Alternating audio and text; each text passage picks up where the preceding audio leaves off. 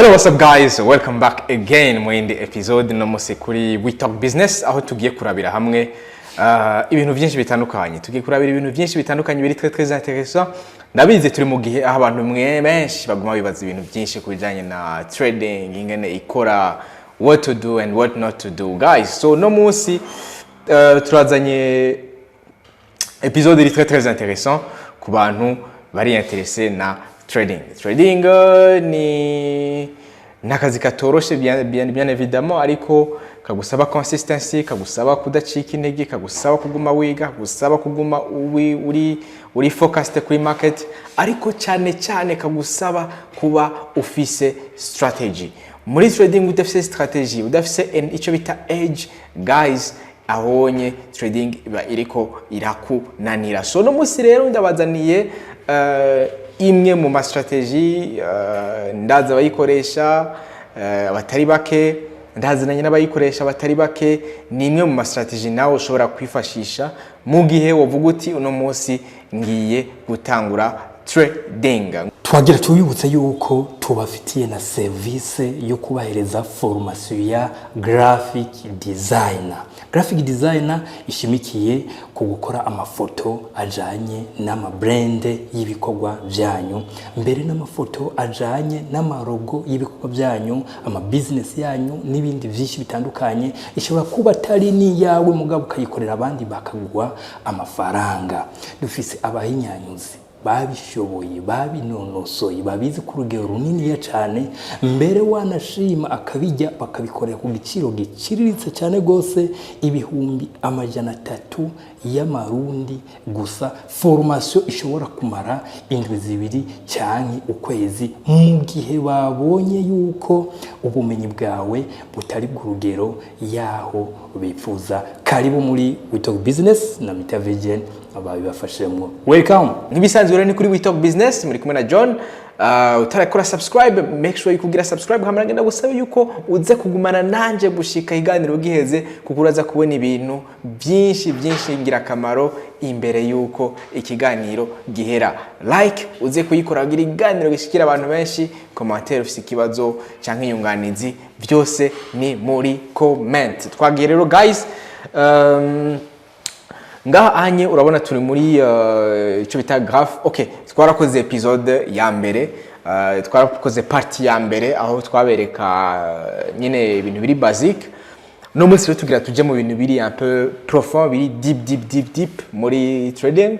Nabantu bake guys bazobikubwira, nabantu bake bazobikubwira, benshi baravyigumanira, ariko ugize umuntu ukagira amahirwe akabikubwira, usanga biba bimeze neza. So no musi rero nyimba uri mushasha gendera video twakoze imbere, ariko no musi tuza kuba turi mu bintu biri un peu deep. Rero twagiye urabona ngaha turi kuri graphic ya BTC kuri daily time frame. Okay, kindi naco guys no musi tuzakoresha amaterme ari technique. Uri mushasha, I'm very sorry, gusa tuzakoresha amaterme ari technique nkuko bisanzwe, amaterme y'akazi nkuko bisanzwe. So rero ngahanye turi kuri daily time frame. Uti daily time frame twayibonye, urayibonera ngaha twatoye daily. Cyaturaba tuti none range. Okay, ahanye tuzahogira kwanza ikintu cyitwa backtest, hama turabe tuti market ishobora kuja hehe, canke ugize analyse ya marché ishobora kuja hehe na yahe ma zone de confluence, aho marché ishobora kugana mu misi iri imbere. Nigiki kuko ama information yose aho marché ishobora kuja, ama information yose abari muri graphic igwa ama information yose ayimirije kuza. Basically graphic zikora neza gusumba mbere washaka n'ama news, ahubwo ama news azakurikira kanshi graphic niko bavuga. So rero ngahanye turi muri daily range. Daily range twayibonye gute? Nuko ngaha dufise 3 consecutive green candle za daily. Ni kuvuga ku munsi dufise 3 consecutive green candle, 1 2 and 3. Ibyo nibyo bica biduha tuti this is a high, bica biduha sommet canke high. Mu nyuma yaramanutse vupa ikira creatinga low.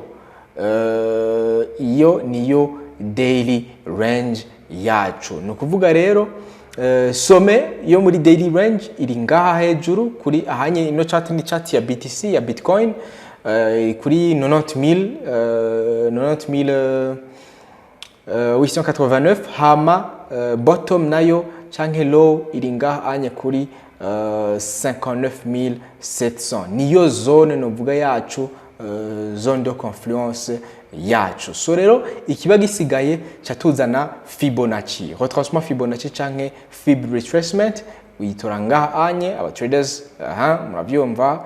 This is not for beginners, ani turiko tuganiriza aba beginner uri mushasha genda urabe video yindi twakoze. So catuzana rero retracement Fibonacci tukayizana ngaha tukayikura ngaha kuri some tukayishikana ngaha anye munsi kuri low canke kuri bottom, bica biduha ama levels. Urabona kuri ukuntu Fibonacci yanje iri programme kugira turonke 0.2 ngaha anye canke 23% canke 0.38 canke 38%, 0.5 canke 50%, 0.61 0.78 canke 78%.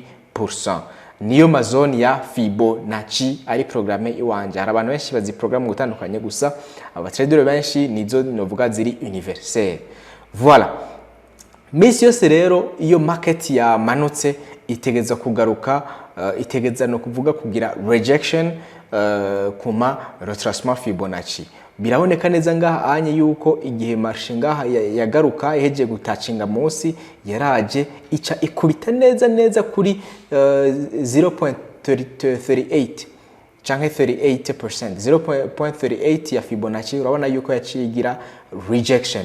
Hari abantu bashobora gucafata iki short position ngaha canke sell bagaca bagurisha ubwo nyene bakabaronse a quick move, a quick scalp. No kuvuga ngaha anye hari hababikoze. Mugabo marché urabona yama normalement marché yama itegeze kugira ante kugira retracement ya 0.5. No kuvuga marché yama itegeze kugaruka 0.5 ya move canke itegeze kugaruka 50% ya move. Dufate nk'ubu yaduze itegeze kugaruka 50% musi 50% iyo move yose kugira ishobore kuca ibandanye. Canke mu gihe yamanutse itegeza kugira retrace ya 50%.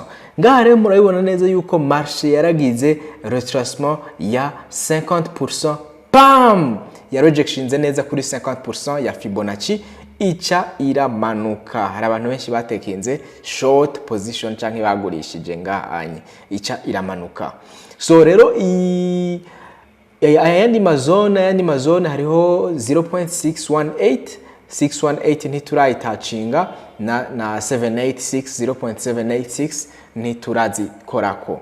Ngira ndabereke tuti none marché tuyibona hehe mu misi iri imbere canke ni giki umuntu yo forecastinga. Twamaze gutrace Fibonacci, twanaciye siga Amazon. Urabona Amazon nayasize ngaha anye kugira aze kuguma dufasha kwibuka Amazon de rejection, kugira tugabanye novuga umucafu muri chart. Reka rero ino mu gihe Amazon twayabonye yo muri daily range, reka ino Fibonacci tuyikureho dusigarane a clean chart. Voilà. No kuvuga rero turafise range yacu ni kuva ngaha anye niyo range on the daily. Voilà, on the daily niyo range imbere ishobora no kumara amezi n'amezi. Yo kuva ngaha kuri 90,076 hamwe na 59 cyangwa 59,285. Tuvuye rero kuri daily cyatumanuka tuti okay imbere yuko tumanuka turafise kwanaliza marché ngaha anye indani muri daily range. Turabona yuko marché yaraje ngaha anye, muribuka muri video yerutse twararabiye hamwe kuraba ama high n'ama lows. Urabona ngaha anye ino ni daily low ya creatinze another daily high. Kubera iki? Kubera twaronse a candle close, no kuvuga ino buji yugariye hejuru yino buji iheruka. no kuvuga ino buji ino onye yugariye hejuru kuri ino buji yo ngaha musi, arico gituma twaciye turonka yindi high. No kuvuga rero iyi mu gihe turonse yindi high kuri daily muri no range yo hagati, no kuvuga ino ni a strong daily OB, no kuvuga ngaha anye icicika a high kandi ifise inguvu nyinshi kubera yashoboye kuronka iyo pouvoir yo kwinisia non seulement mouvement yo hejuru mais aussi en plus yo kugarira hejuru previous low. Voilà, no kuvuga rero marché yaraje ngaha rero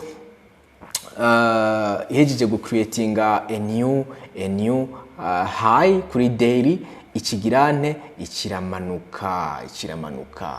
Voilà, imanutse rero reka tushobore kwanaliza neza bien sûr turi kuri 4 hour time frame, tumanuke kuri 4 hour time frame guys. Tugiye kuri 4 hour time frame tubona iki? Ngira to connection niyo itariko irakopera, ariko nizere neza yuko bigira binyaruki.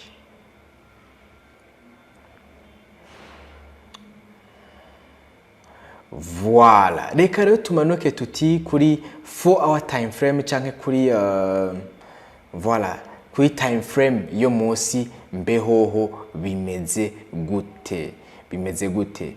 Voilà, chatuza nga anye kandi tukaraba tuti okay, daily range twayibonye, now reka turabe 4 hour range. 4 hour range tuyibona gute? Tuza tukaraba tuti ni hehe hari 3 consecutive green candles zashoboye kwinisha movement yo munsi zikandi iga closinga munsi.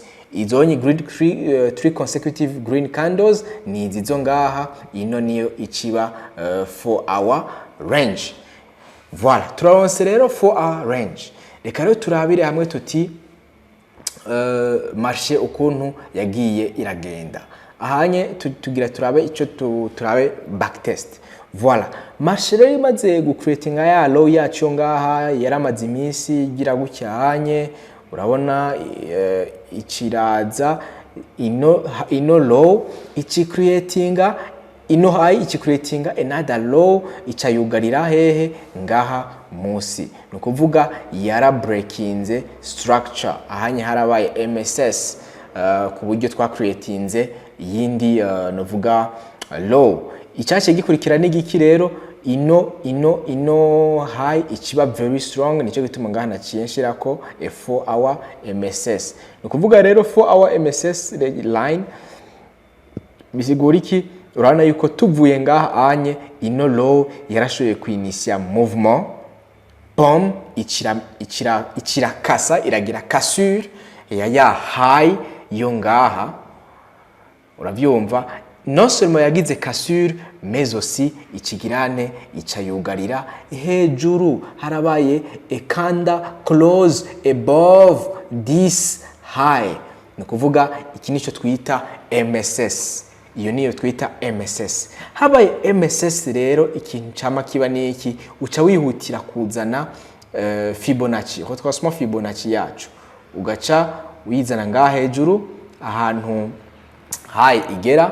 Urabona yuko gushika ngaha hejuru kuri ino high yino yabaye initie niyo low, uca turaba ama retroussement Fibonacci, tukaraba aho 50% iri, tukaraba aho 618 iri, tukaraba naho 786 iri. Nukuvuga Amazon marché yama ifise tendance yo kugira rejection ni 0.5, 0.6 and 0.786. Urabona yuko ngaha rero marché yagize bounces canke yagize bounce kuri 786 ica ira bouncinga. Kenshi rero iyo marché yagize MSS no kuvuga yuko aba ari amahigwe yo kugirante yo gukurikira marché ahantu iriko iraja. Bisigura iki? Bisigura urabona yuko ngaha anye marché yaragize MSS on the 4 hour. Kandi kindi naco guys, uko time frame iba nininya niko na confirmation iba novuga iri strong, no kuvuga niko na confirmation iba ifise inguvu. So rero iyo marché igize MSS iduga hejuru abara amahirwe meza yo kugira ante yo kugira long position, abara amahirwe yo kugira long position of too much notification guys. Ndiko ndakora mwaya ma notification biko biranjena. Voilà. No kuvuga rero yuko urabona ngaha anye marché igize MSS urashobora gufata a long position. Uburekure gufata a long position gusa stop loss ugaca uyishira hehe kuri no low. Ariko ngaha anye bivana na risk yiwa. Mugihe uvuga uti jewe risk yanje ni ntonye sinkeneye kuriska amafaranga menshi. Ico cukora ucu diminuer risk. Mu kudiminuer risk rero niho hacaza ya skill iri beaucoup plus important muri trading ya to wait, patience. Patience rero gufashiki ucurindira retracement. Marché urabona ko yacigira retracement kuri ya 786 yacu ica irasubira irabouncing. No kuvuga rero ugomba kureduza risk ucurindira ugafata position hehe ngaha kuri 786. Voilà. 786 stop loss ugacishira hehe ngaha kuri no low. Voilà, ahanye uri kura riska 2.7%. Hama ugatagatinga kuma levels yo hejuru. Mugo ivyo navyo turabishikako. Voilà. Marché rero kandi urana ko ino high yaciyigira inguvu nyinshi kubera niyo yabaye initié, no kuvuga yaragize retracement cha turasubira tura breaking kandi hejuru. Urabona guys, tumaze twaronse yindi MSS. Turonse yindi MSS ico ukora ucuzana ya ugashira nga Fibonacci ukamezura ama niveau marché ishobora kugarukako kugira ushobore gufata position nziza. Urana ko marché yaciye bouncing ahe kuri 786. No kuvuga rero no ngaha kara kajyo keza koko cy'umuntu afata position kuri BTC agaca shira hehe stop loss ngaha anye. This is another thing. Marché rero yarabandanye igira some imaze gucreatinga ino low yo ngaha anye. Urabona yuko yasubiye kandi iragira iyindi MSS kuri 4 hour ira breaking structure, no kuvuga MSS gisigura market structure. Okay, market structure break. Okay, MSS mubisanzwe ni market structure shift, gusa ahanye marché yacigira market structure break, no kuvuga yara breakinze iyo market structure. Voilà, ira closing kandi hejuru ya previous high, no kuvuga ico cukora ngaha ucurindira retracement. Marché rero ikindi naco kiri plus important rero ngahanye guys, marché yacigira nte catwi mu gihe ushaka gufata long position ucurindira yindi retracement. Urana ko marché yaraje ikindi naco ira rejecting ngaha kuri 618, mu nyumikira zira rejecting ngaha kuri 786 iragira bounce. Mugamo urabona ko yacigira nte ikisubira kumanuka. Ikindi nayo ni lesson ikomeye cyane yo muri trading guys.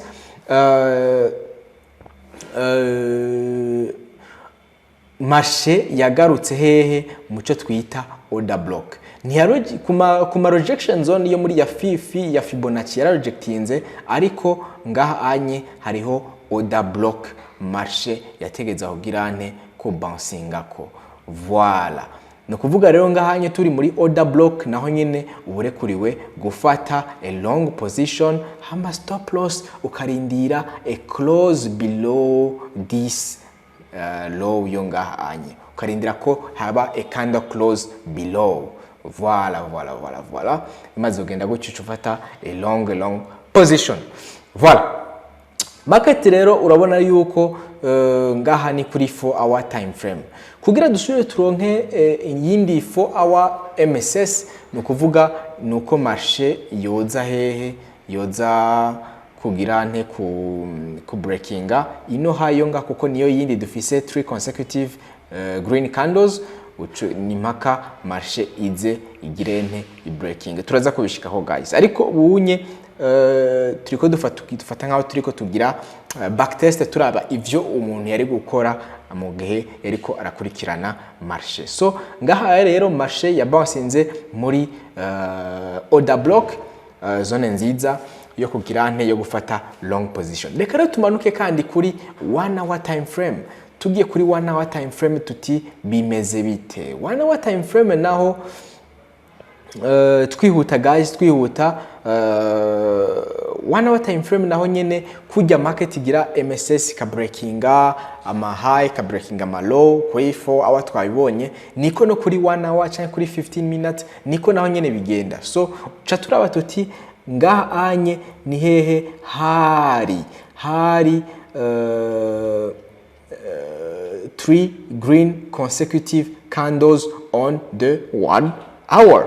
Ni hehe? Ni ngaha anye, ni ngaha twacafye umurongo. So rero ugomba gufata long position ucurindira uti reka nzorindire, wari gutegeza kucurindira uti reka ndabe market igire MSS kuri 1 hour hama ndabe ko nofata a long position guys. Nkuko rero muyibona harabaye MSS ngaha, MSS 1 hour MSS 1 hour market structure shift. Market yara closinze hejuru, urashobora kucufata a long, urarekuriye mu gihe turonse MSS urarekuriye gufata a long position.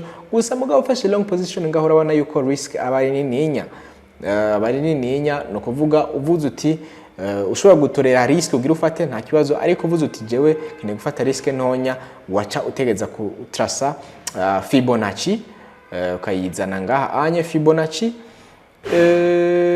Voilà, urabona yuko marché ya rejectionze kuri 0.5. Muri kaza zone zitatu ziri très intéressant, 0.5, 0.618, 0.786. Ngaha rero marché yaciye rejectinga hehe kuri 0.5 hama ica iraduga. Rero ngaha imaze gushika kuri 0.5 nakajyo keza ko kuca ufata a long position, hama stop loss kayishira hehe kuri ya low yo munsi yashoboye kwinisha kandi ira closinga above the 1 hour high, ugaca urindira ugafata position. Urabona yuko rero marché yaciye iturika, then abantu they made money. Now habaye 1 hour MSS, habaye retracement. Igice gikurikira ni ikihe? Ni kuca umuntu arindira 4 hour MSS. 4 hour MSS rero nayo yarabaye, cyatuzana ya retracement Fibonacci yacu tukayishiranga anye tukaraba ama zone marché ishobora kugarukako. Mazone marché ishobora kugarukako 0.5 urabona yuko iri ngaha anye kuri 69405, no ngaha anye kuri 68333. Aha niyo marché ifisa amahigwe menshi, probability nyinshi yo kuca igaruka. Imaze kugaruka rero ngaha anye uba ugize nte urashobora gufata a long position zizotuzana kuri za rejection za fibs zacu twabona kuri daily, Voilà. Ngaha rero turi kuri 1 hour. Turi kuri 1 hour mugabo turakeneye kumenya tuti okay mukurindira confirmation yuko tushobora kuza ngaha anye ni yihe. Nuko twaciye turonka idayero byabaye no munsi twaronse a 1 hour market structure shift tuja munsi. Twaronse 1 hour market structure shift tuja munsi, no kuvuga ino ni confirmation twaronse yuko marché igira ize ngaha anye. C'est vrai marché irashobora kubiri kureduga ukibaza ngo none ndazanye ngo retracement Fibonacci. No, uteza kurindira confirmation. Confirmation ni yihe? Nuko uronka a market structure shift, no kuvuga market iga shiftinga hama no kuvuga ibihinduye trend, ibihinduye direction. Nukuvuga rero ngaha anyi rero vyabaye ngaha vyabaye ico cukora rero marché ya breakinze ino hayo ngaha iraza irashikino. Urana ko yacitangura kuduga, yatanguye kuduga rero catuzana retracement Fibonacci turabe aho marché ishobora kurejectingira kugira dufate ico bita short position guys. no kuvuga rero jewe ngaha anye naciye mfata short position no kuvuga iyi no video uzoshobora kuyibona sinzi ryaro uzoyibonera atukani mu ndwi imwe canke zibiri ariko nzogaruka bivanye naho uzoyibonera nkeneye uzoca ugenda urabe no musi turi riko dutourna video le 13 avril rana ngaha turi kuri 13 avril nkeneye igihe uzobonera ino video uzoca ugaruka urabe turabe tuti tugire evaluation est-ce que market yaramanutse canke yaraduze rero jewe nizera yuko marché ishobora kumanuka ari yo mpamvu nafashe a short position. Stop loss ndayishira hehe ngaha anye nayifatiye he kuri 0.5. C'est vrai marché ashobora kugira ibintu gutya ariko jewe nizera yuko marché itegereza kuza ngaha anye kuri at least ngaha kuri 0.5 canke kaza ngaha kuri 618 hamishitse ngaha kuri 618 canke 0.5 nurana ko nateguye ko nzocangira a long position ituzana hehe kuri yama ntuzenya yo kuya yama Fibonacci retracement yacu yo hejuru kuri daily time frame. Guys, thank you so much rero ndizera yuko ino video iri très intéressant ku bantu bamye bipfuza kumenya trading. Ino ni video iri un peu iri très avancé sinakubesha uri mushasha biragoye gushoka kubitahura ubwo nyene niyo mpamvu twayizaniye babandi bari un peu avancé muri trading kugira bashobore dushobore kugenda twungurana ubumenyi dushobore kugenda twigishanya akantu azi umuntu ashobora kugasabikanya n'abandi. So rero nyimba wagikunze siga like kuri no video gisangize n'abandi ugisangiza aba trader mbe nagomba ndagukunda gusabe ko ugira ama commentaire menshi ikiganiro cyo giha aba trader abantu bose bibaza ko bakora trading n'icyagushikira uzokibahe nabo nyine baze ngaha munsi bagire commentaire.